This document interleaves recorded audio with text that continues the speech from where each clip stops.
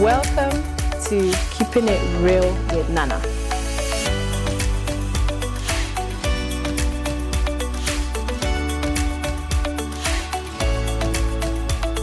As you get ready to be inspired, informed, and entertained, get ready.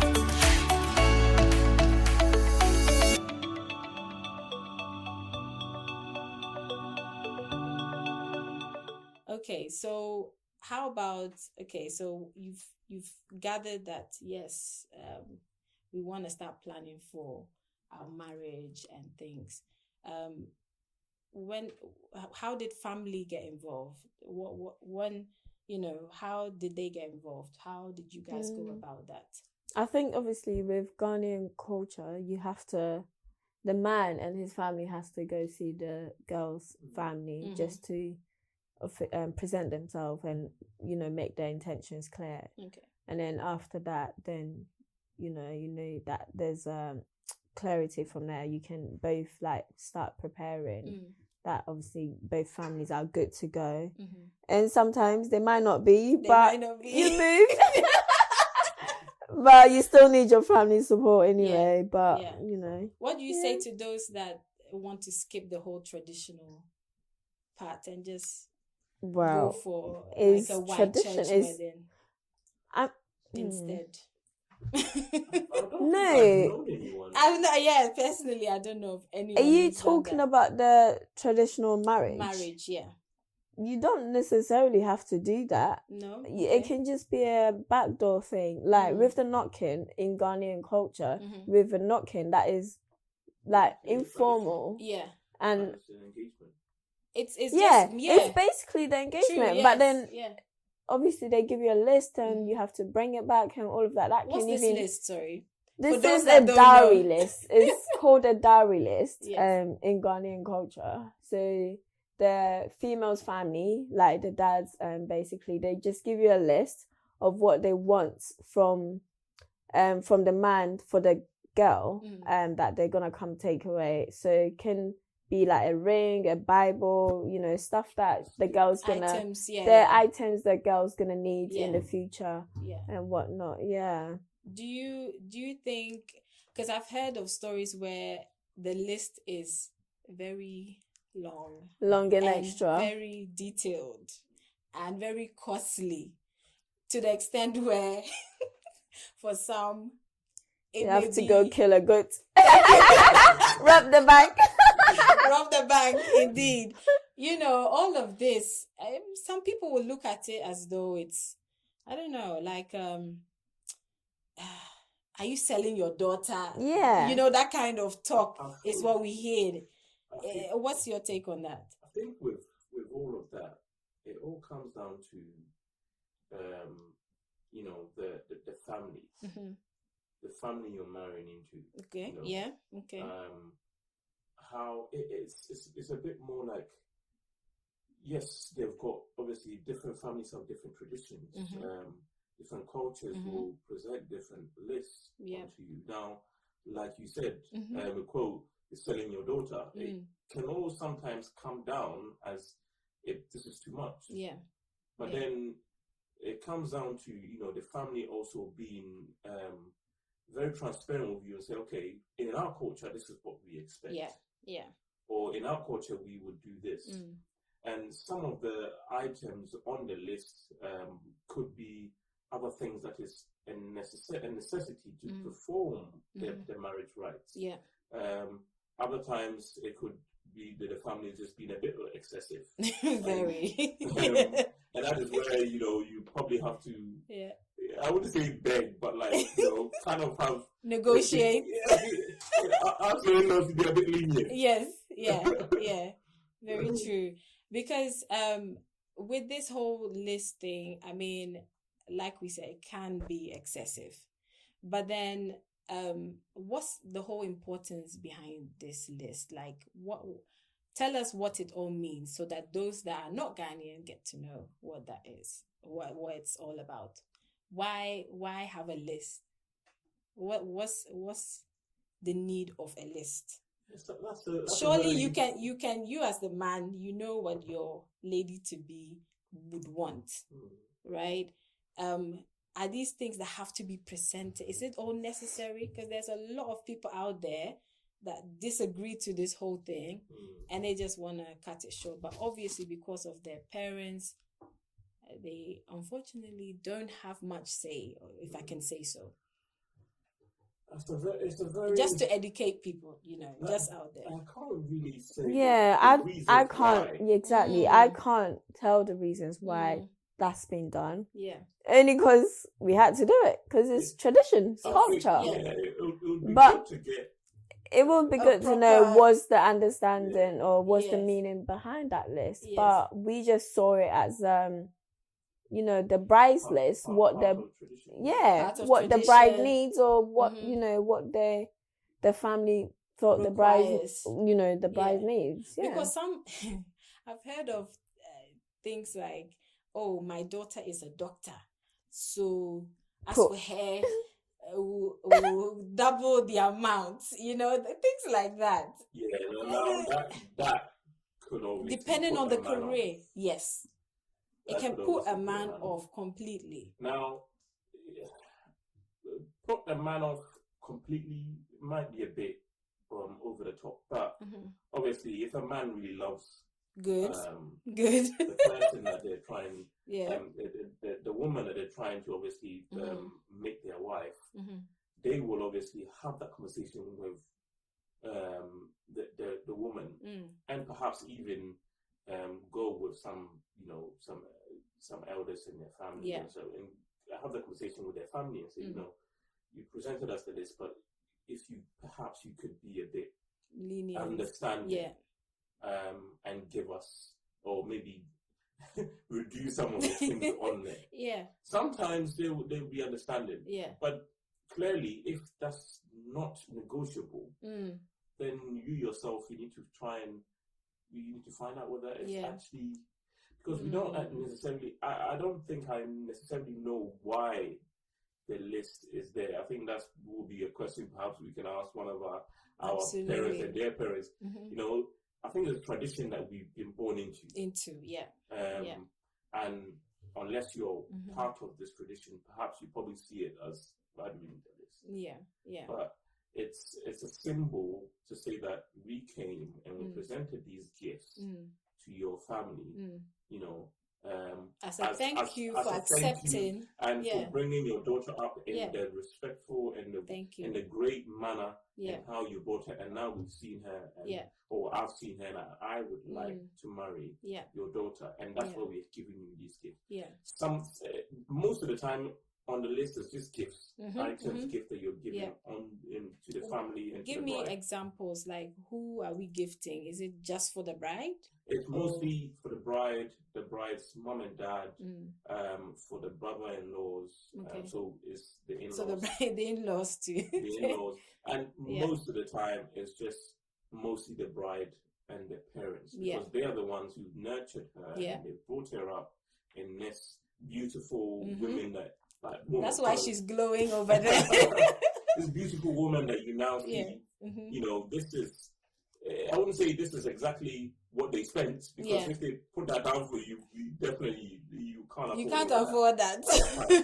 Or if you can, you're a very loaded person. But it's just a gift. Yeah, okay. It's just a gift. Okay, so you said there is a knocking stage, and then what happens next? So the knocking is where the gift. Well, you go and get your list, or your family meets. They show the intention of wanting to marry. the woman. Okay. And then, so after that, then it's between both of you to get start preparing. Okay. For your marriage. What are the things that you looked at in terms of preparation for your wedding day? I mean, what are the things that you looked at? So, what were the top things on your priority? What we first started doing is budgeting. We had a book of how much we wanted to spend on each thing, like MC, cake, decorator, the venue, all of that stuff there. How much we actually want to spend on it, and then you see how much we've got, if it's going to match that. So, and then we went to look at a few venues, potential venues, like around the area that are going to be good, like to host the guest, and, you know, prices and whatnot. And then obviously decorators as well. You explore who's good and prices as well. So this budget thing was the major So, right? It was the starting point. You have to, I think for every, even if you're not getting married, you need to budget. You need to do your own expenses. How much you're spending each month. You know, so when you're basically, it's a very big project. That's the word. It actually is. Marriage is a project. Marriage is a project. The preparation for it. Almost, the could wedding say. itself is a project. It's a massive project. That's why we have wedding planners and exactly.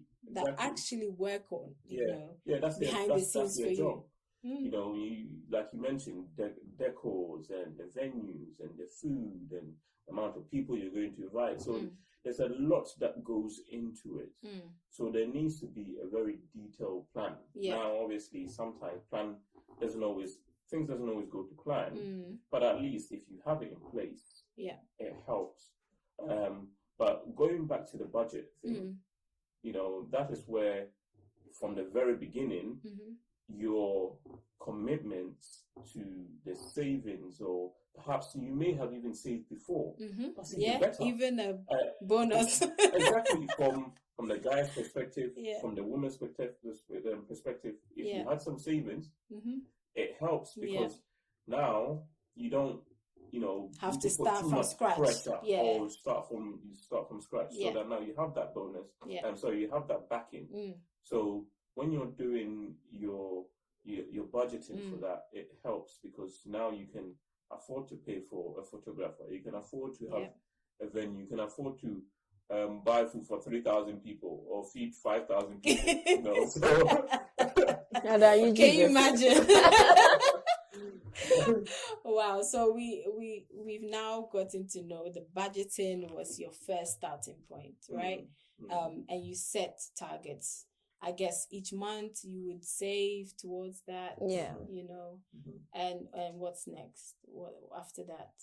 You contact your vendors, I suppose. Well, you let your church know as well. Obviously, all of this time, your church, if you're religious, by the way, you would want to contact your venue, your church venue, or your pastor who's going to bless the marriage and whatnot. They need to get involved. How soon before your supposed or proposed wedding day would you do this? I would say from the get-go, just so when obviously the formalities have been done between both families. Then you let your church know that you both want to get married, and then they need to, if they don't know the person, the man or the woman, they get to meet them. And from there. So did you have any form of counseling or? Yeah, so we had counseling, which came later. So when you're in the preparation of, you know, getting your wedding stuff done, you still be getting cancelled by your head pastor or your apostle or whoever. And did you feel it was okay? Go on. Sorry, on that, you know, before you can begin to do all of this, you know, when we mentioned about, you know, the knocking stage. Now, the knocking stage, the family can turn around and say, look, we actually don't want to proceed. Don't want to, or we don't feel, like you said, the doctor, and perhaps you may not fit the line of someone that it's complicated. Now, obviously, I know it's between the two of you, but families can come in, and sometimes that is where some relationship can break down because of family issues. But once there's an understanding and you've gone past all that stage, counseling, and you've got a date and all that stuff for when the wedding itself is going to take place. Would you have continued if your parents were against the marriage? say, what would you do in that situation for those watching that are struggling with this particular issue? What would you say to these people? The Bible says, honor your father and your mother, and you shall live well or long. But that same, I mean, it's getting juicy. This is the point where you've met someone you want to marry. The question is, how do you know that's the person you want to marry? And then, as I said, if you're religious, then obviously most of us would be like, yeah, God told us, or it's been confirmed. Like, we just know. You've prayed and you've got your answer. So then again, so you've got that confirmation spiritually. So why are humans trying to stop what God is trying to bring together? But then again, like I said, honor your father and mother. If you both, so are you gonna follow God's will or follow your parents? Or it's a tough one. That's a very tough one. It's a very, very delicate subject. Yeah. You can always try to work it out, tell them why you want to marry this person and blah blah blah. If they're still, sometimes it could be, oh, he's from somewhere else, or he's like a different black, tribe. or he's black, he's Nigerian, he's from Congo, he's that, he's not Ghanaian. All of that is normal, you know. But then again, it's who you found, and they'll eventually come to terms with it. Sometimes it doesn't always happen that the family will be accepted of the other party. But as what my wife was saying, it comes down to the two individuals. You know, it's just love conquers all. You know, and it's very difficult, you know, for you, someone that you love, that you're deeply in love with that person, and your parents say, oh, you know, actually we're not feeling this one. I think you should have gone with your last one. Now, you know, you're in that dilemma. One, you need to try and find out what is it, or why is it that your parents do not like this person? Too short. Too black. She doesn't speak tree. All that stuff there. So, she can't cook. She's not this. Or he can't do this, or he can't do this. He's not respectful. So there's certain elements, because sometimes we could be blinded by the love that we're in. Yes. Thank you. It happens. And then our parents from the outside of it can look in and see that perhaps I'm getting taken advantage of because of the way I love her. Or maybe she's getting taken advantage because of the way she loves me. So they might look at it and think, we don't think this could work. So if they explain things to you in that manner, then I believe, you know, you should take it in prayer. Pray about it. Absolutely. Because you might feel, absolutely, this is the right one for you. Sometimes you might even think, oh, this is a sign from God. But when push comes to shove, something might happen during that relationship, even during that last hurdle, and that person shows their true colors. Because sometimes people put on, like, a face because they want, you know, they just want to be, or they want to get married, or maybe they put in just to impress the parents. But then when push comes to shove, things, they begin to reveal their true colors, how they are, and all that stuff. So it's a very, very, very sticky thing. But I don't think there's any right or wrong answer. No, it all comes down to the individuals. But also, our parents are very wise, you know. Oh, yes. But sometimes it might not always be what they are saying. So they could be saying, you know, this person is not good for you. But then you could end up proving them wrong. Because don't you think, like, if it's meant to be, sometimes people around you would confirm it as well, kind of thing? Do you believe in that? No, but they can only confirm what they're seeing. Yeah, what I'm saying is, so if your parents were to say no to continue in this relationship into marriage, it could be they feel like it's not, from afar, they already know that it's not going to work. But you're being stubborn and you just want to continue with that dating thing. What do you say to that? It's a sticky one. This one, we'll have to leave it to you guys. Well, just so they can come and say, I told you so. Yes. Is that what yes.